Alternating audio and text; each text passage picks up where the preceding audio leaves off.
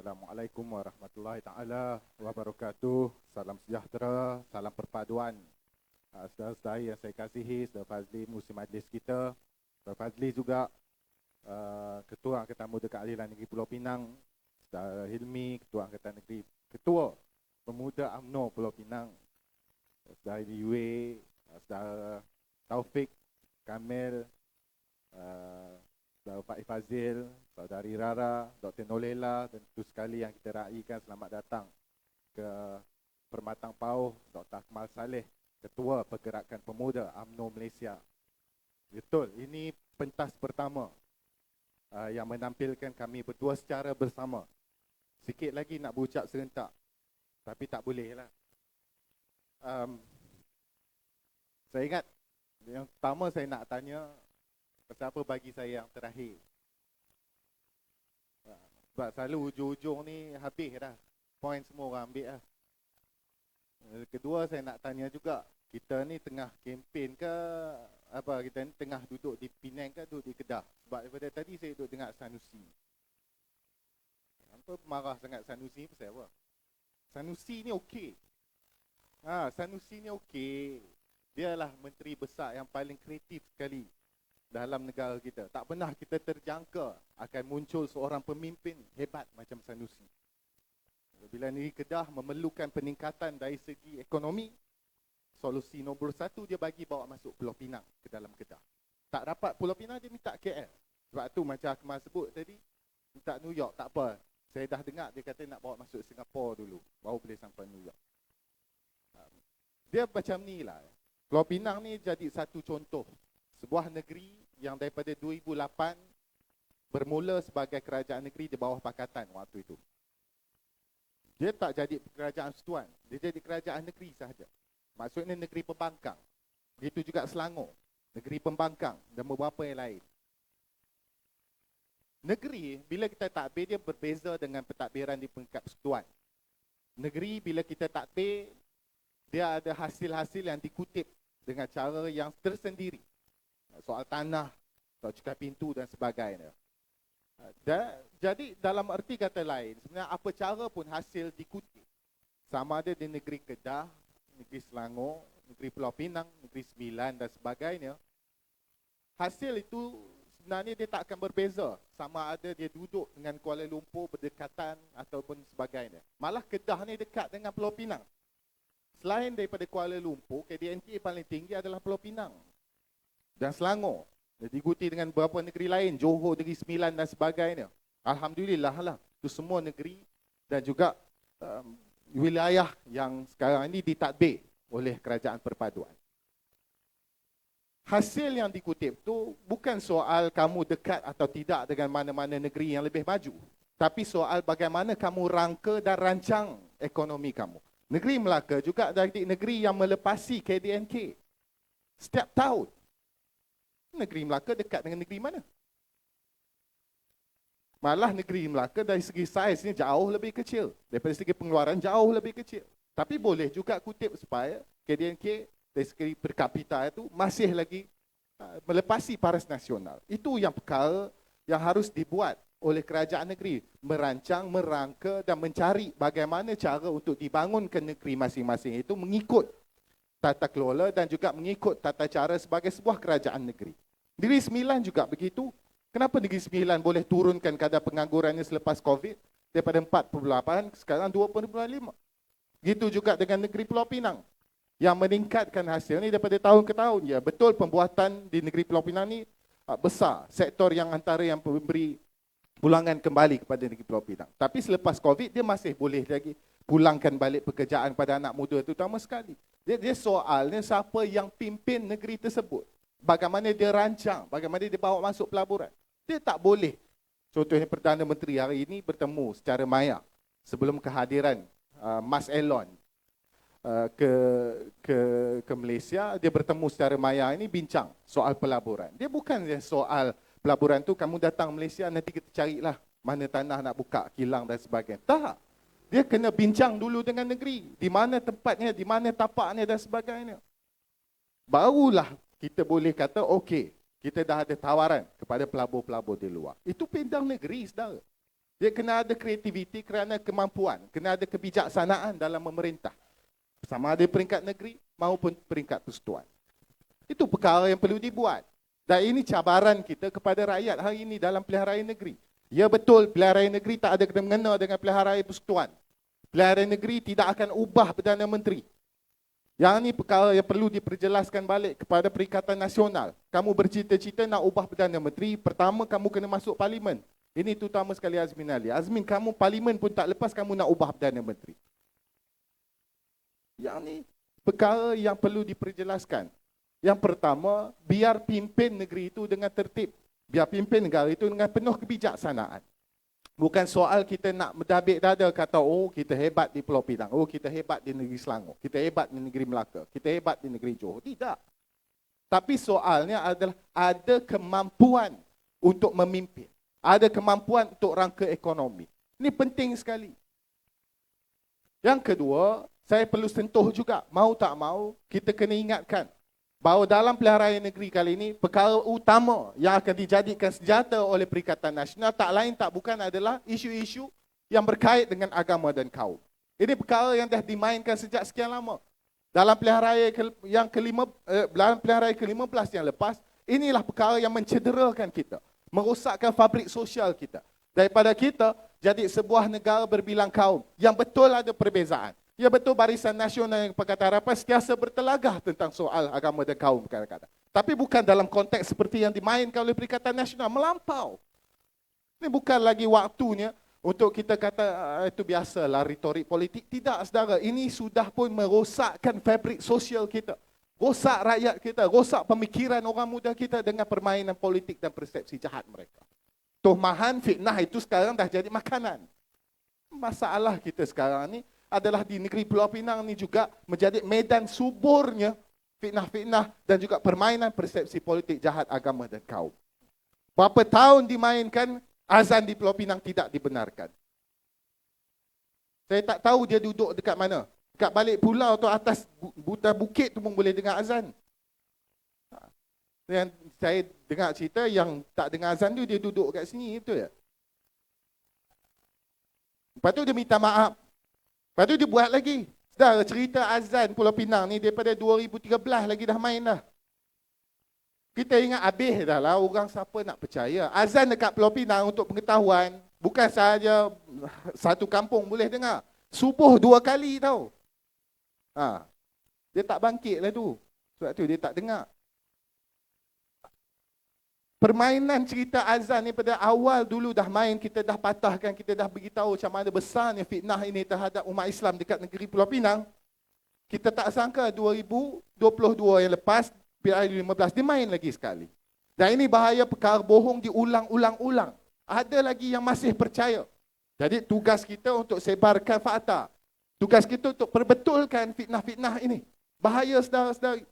Dan tak cukup dengan itu, kita harus perjelaskan juga. Kalau dia nak cakap Islam itu terancam di bumi Pulau Pinang misalnya, yang dipimpin oleh pemimpin DAP, Parti Cina, PUI, kena bagi tahu dekat dia, saudara, ini negeri 2009 kutipan zakat 40 juta.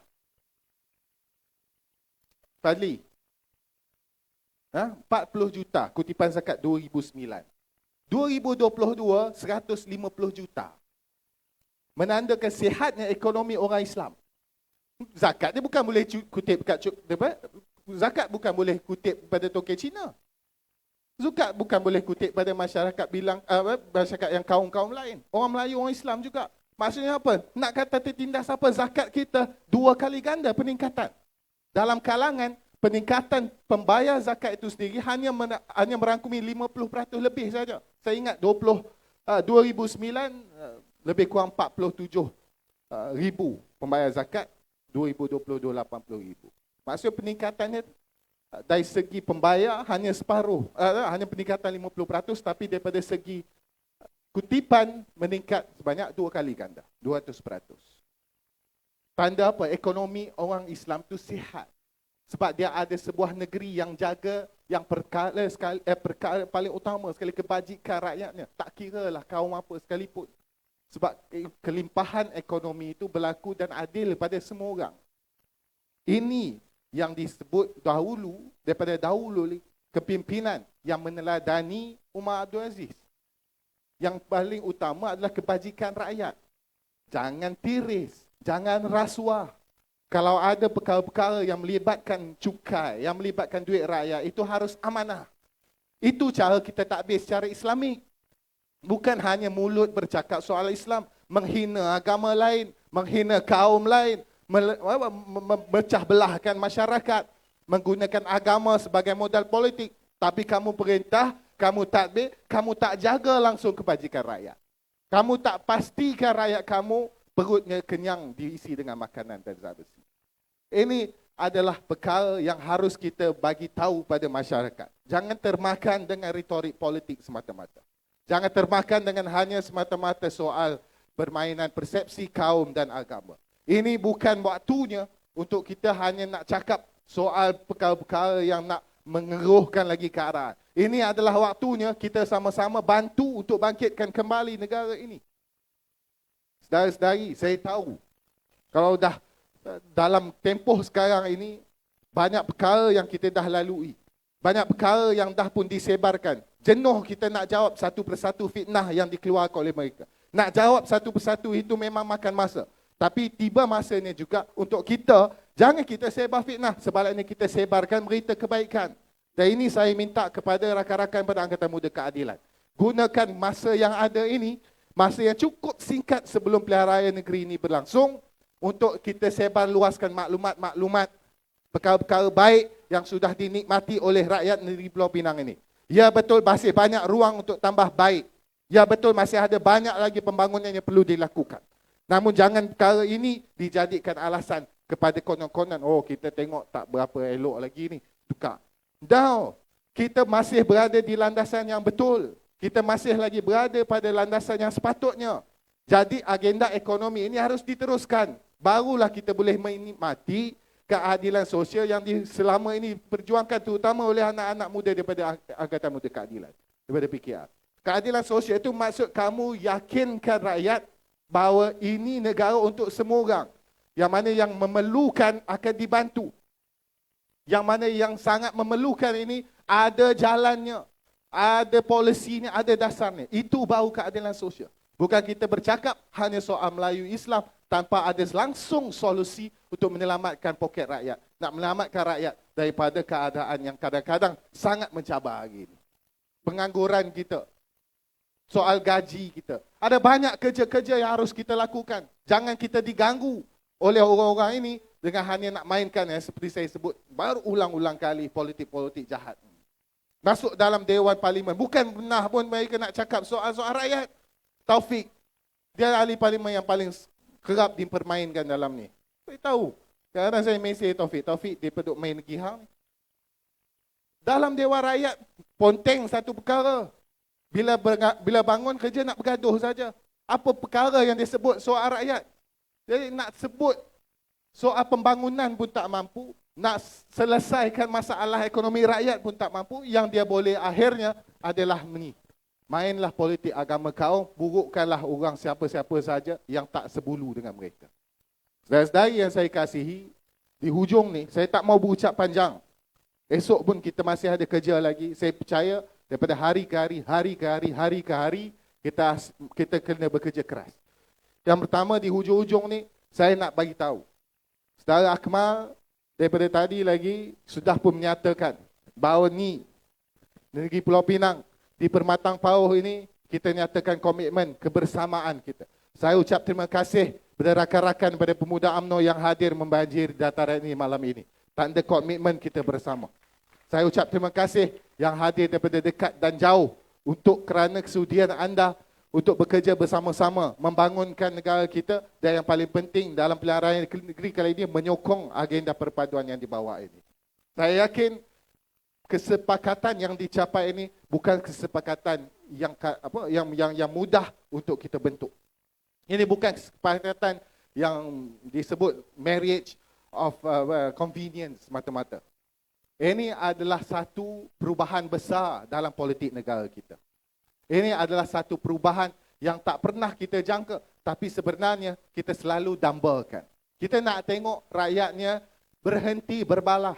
Ya, kita yang di atas ni, yang jadi pemimpin politik ni boleh bergaduh, boleh berbalah, boleh berbeza. Tapi kita sama-sama kita boleh tahan lah. Masing-masing bila berjawatan tu boleh tahan senang.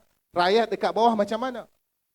Yang pegang jawatan di peringkat cabang, yang pegang jawatan di peringkat cawangan, di peringkat bahagian, belum tentu boleh nikmati perkara yang sama mudah macam orang-orang di atas.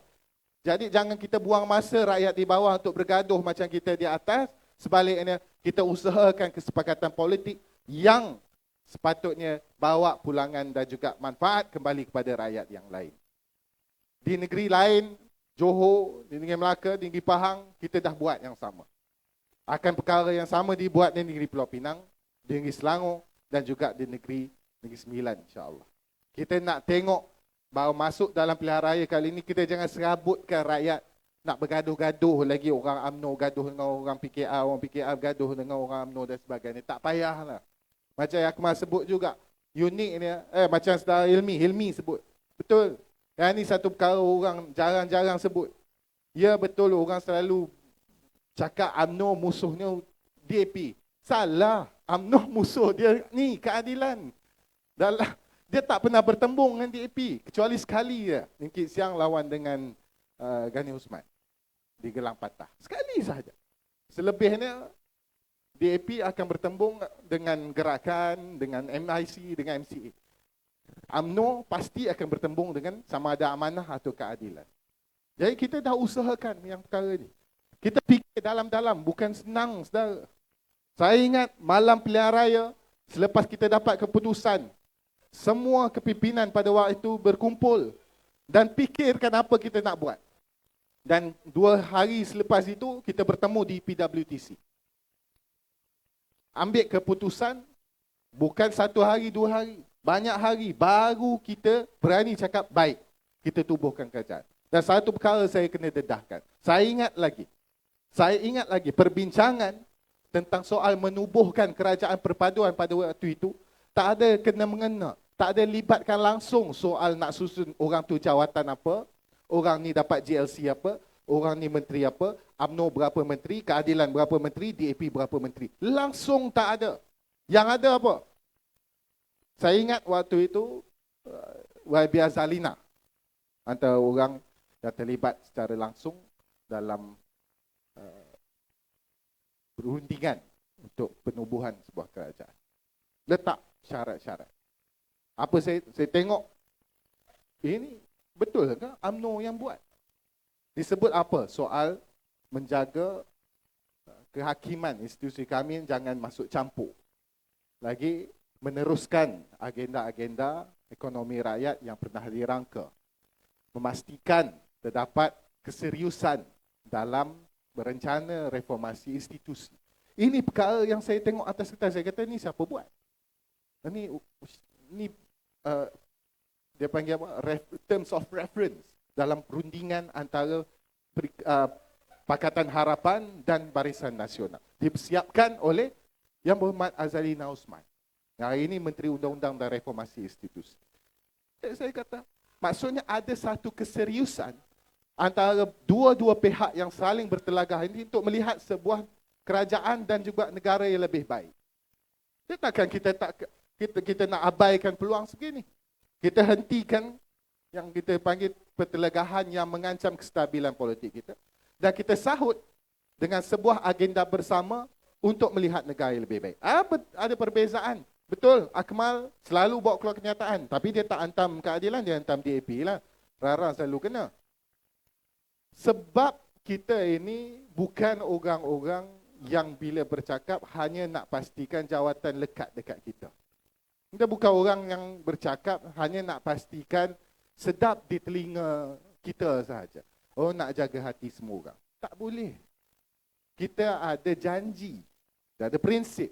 Kita tahu kenapa kita duduk di sini. Kita ada kesedaran, kita ada conscious yang jelas apa yang kita nak bila kita berani tubuhkan kerajaan perpaduan.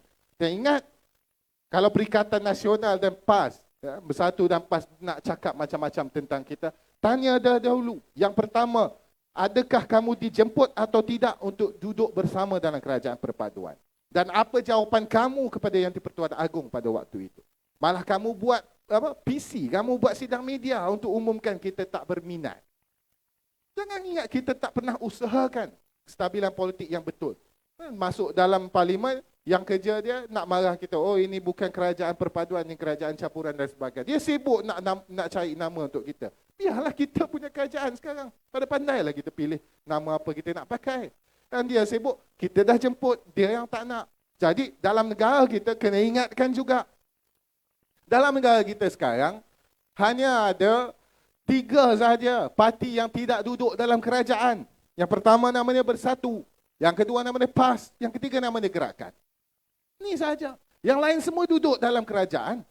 Sebab kita dah cakap, ini adalah satu-satunya peluang yang kita ada untuk pulihkan balik negara ini. Takkan kita tak nak ambil sikap yang bertanggungjawab.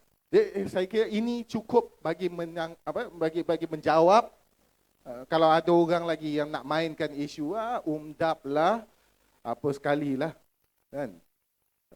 Ini adalah komitmen kita bersama. Ini adalah satu kesepakatan yang kita capai bersama. Tidak ada orang yang duduk di atas sana semata-mata hanya untuk jawatan dan kedudukan. Hanya nak selamatkan tembuluk masing-masing. Kalau nak selamatkan tembuluk masing-masing, kita awal lagi tak akan buat perkara-perkara yang hari ini kita buat. Apa perkara pertama yang Datuk Seri Anwar Ibrahim? Kalau orang nak cakap sangat. Saya ingat satu perkara yang Sanusi buat komen tentang Datuk Seri Anwar Ibrahim, Perdana Menteri. Dia kata, Anwar Ibrahim boleh cakap je lah pasal orang miskin, tapi dia nak orang bangsawan, dia nak ahli parlimen. Dia, Sanusi, dia cakap, aku orang miskin betul, duduk Sikh dan sebagainya. Yang ini Alhamdulillah Allah tunjukkan, yalah kamu orang kampung, kamu buat kat tengah-tengah kampung rumah 1-2 juta, pasal apa? Kan? Family lah, abang dia. Dia pun kantoi, nak beli Ford Raptor dekat sini. Juru Auto City, miskin apa perangai macam tu. Datuk Seri Anwar jadi pemimpin, perkara pertama dia buat, dia balik kepada asas perjuangan dia dahulu. Siapa ingat apa yang diperjuangkan oleh Datuk Seri Anwar? Petani dan pesawah miskin. Tak pernah dibuat Perdana Menteri deal dengan konglomerat besar, korporat untuk pulangkan hasil sebanyak lebih kurang 30 juta ringgit kepada pesawah yang membanting tulang selama ini untuk beri makan kepada rakyat Malaysia. Ini Perdana Menteri yang nak buat, ada political will untuk selamatkan perut rakyatnya yang paling susah. Orang pertama, perkara pertama dia buat, pulangkan 30 juta, ambil bukan daripada poket kerajaan, ambil daripada poket korporat. Dan diteruskan lagi, berapa banyak diumumkan sampai ke hari ini masih belum berhenti. Yang terakhir apa? Pelupusan hutang Felda, 8 bilion. Siapa yang dapat manfaat? Peneroka. Kita tak bercakap hanya soal menyelamatkan korporat-korporat besar. Kita bukan cakap kali ini kita nak bail out company-company besar. Kita bercakap soal nak bangunkan dan selamatkan rakyat yang paling terkesan akibat yang selama ini kita hadapi krisis ekonomi. Kenapa kita tak nak angkat orang sebegini dan kerajaan sebegini dalam pilihan raya negeri kali ini? InsyaAllah, saya yakin orang di negeri Pulau Pinang ada pengalaman duduk dengan kerajaan harapan dan insya-Allah sekarang kerajaan perpaduan, kita tahu kita nak pilih apa. Saya mohon maaf, mungkin kalau ada yang pernah dengar ceramah saya sebelum ni, awak lain sangat Adam, dulu sedap cerita pasal dulu sedap duk maki orang lah. Sekarang tak boleh kerajaan. Kita terpaksa guna pendekatan lain. Dan saya harap kali ini kita boleh sampaikan dan kita boleh pastikan masuk dalam pilihan raya kali ini, kita masuk dengan penuh bergaya dan kita tebus balik terutama maruah kita di Permatang Pau. Tanggungjawab ini saya pulangkan kepada Angkatan Muda Keadilan Pulau Pinang dan Angkatan Muda Keadilan Permatang Pau, insya-Allah. Sekian sahaja. Saya minta maaf dan ambil masa saudara-saudari.